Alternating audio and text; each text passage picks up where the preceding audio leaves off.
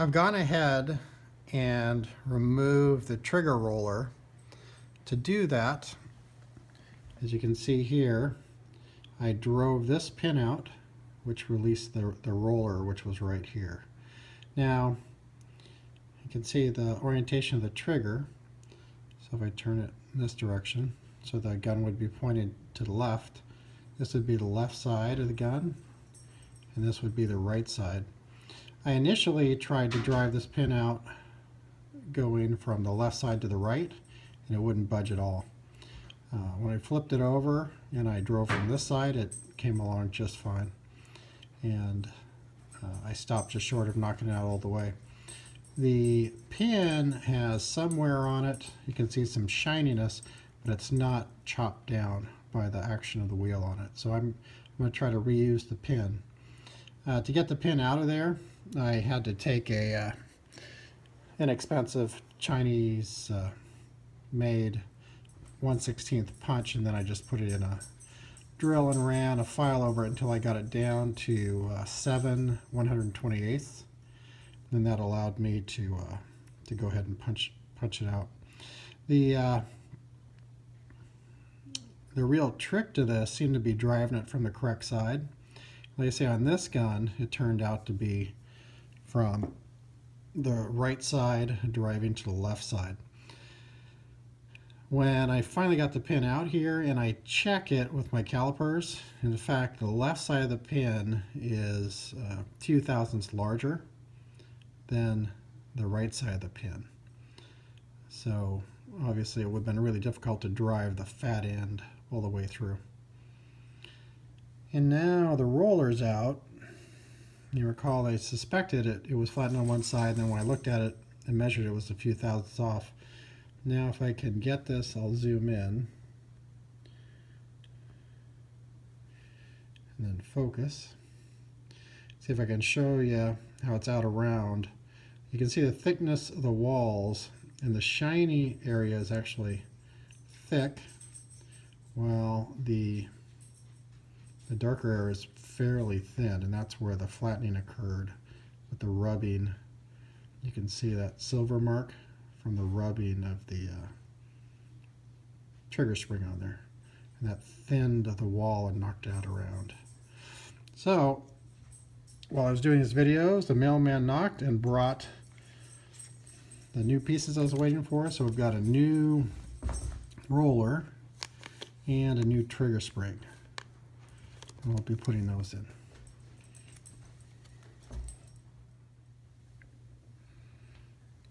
I have gone ahead and installed the new trigger roller. Let me show it to you. There's a new trigger roller in place there, and it rolls perfectly, and it's nice and flat. And as I talked about, I drove the pin in from this direction. I held the out of frame there. I held the roller in place with the end of a wooden toothpick from this side, and then I laid it flat on a piece of mild steel,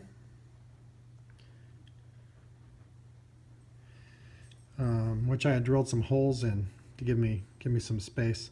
I had two holes because when I was driving it out, the trigger stud needed to sit somewhere.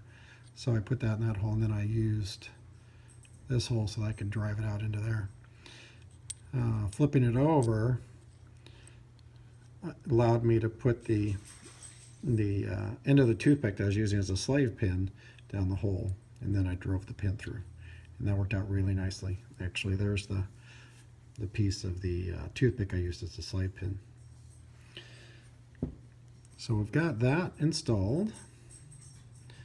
That's looking perfect. The pin is flush again, and it feels like it's going to stay in there just fine. It took a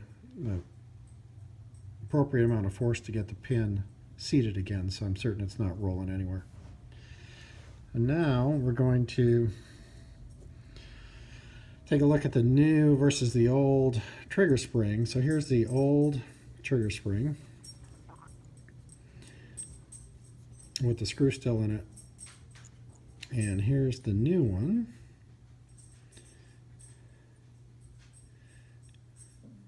And they do look a little different, especially if you take a look at their cross section. This is almost knife-like at the end, while the new spring is really pretty thick. Let me put them right next to each other.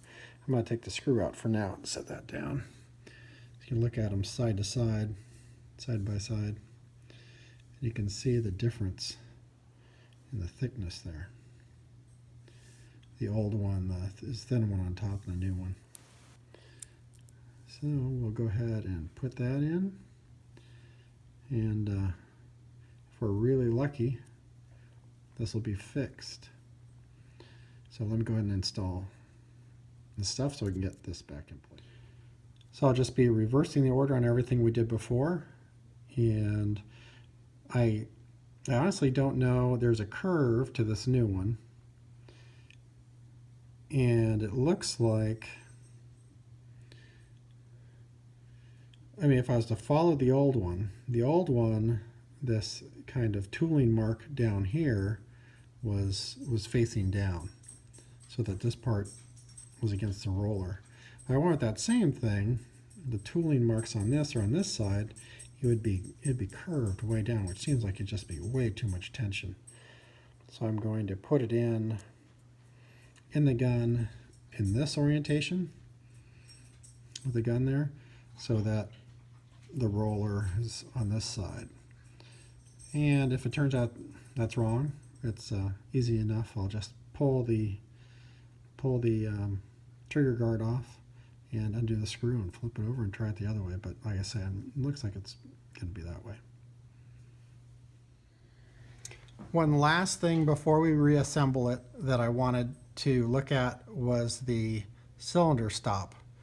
And you recall that's the pin sticking through here, which is attached to the cylinder stop.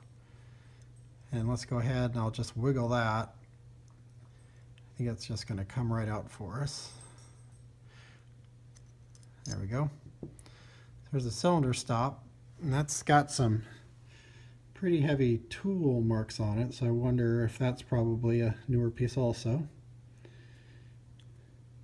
Okay, it looks pretty good otherwise. So I'll go ahead and pop that back in. We'll put the trigger back together with the hand. This time I'm going to put the trigger spring in first, because I'm hoping this new trigger spring is going to put a lot of tension on there, and then I'll get the trigger in there, and we'll just reverse the process.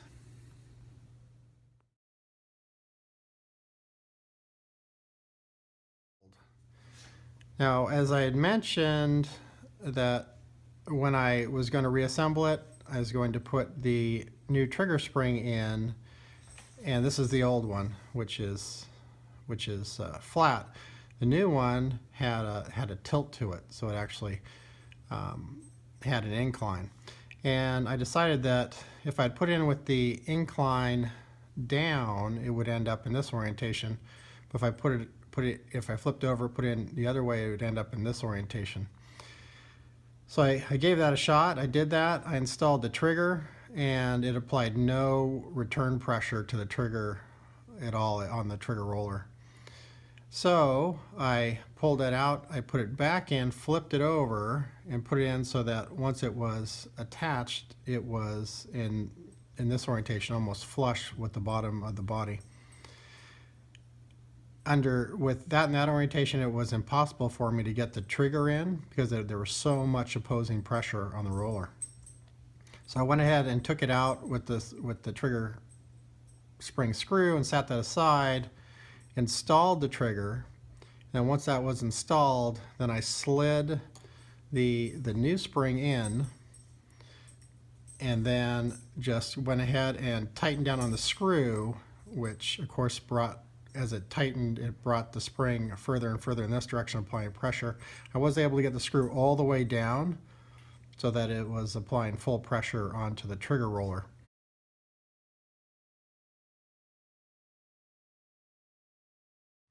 One other mistake I made when reassembling was that when I had put the trigger guards on, I had inadvertently left the hammer spur inside the body. And so as I went to do a test pull on this before I had to test the back strap and the mainspring and the grips, it seized up about halfway. That was the point where I realized that the hammer spur was inside the body.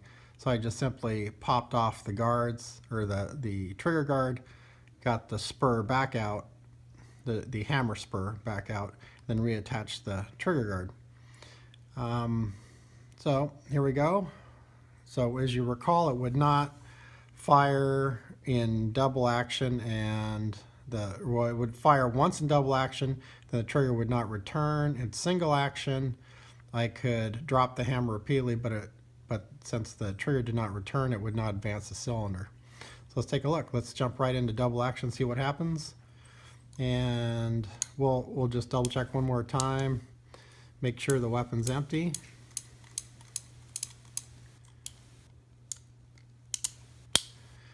Okay, so double action.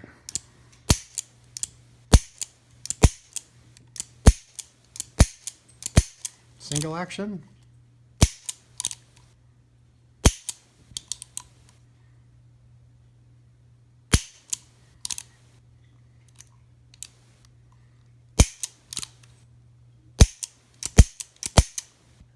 There it is, works perfectly.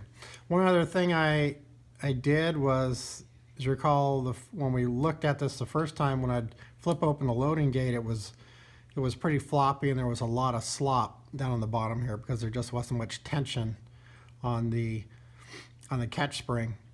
So when I was reinstalling that, I realized it was very easily adjustable.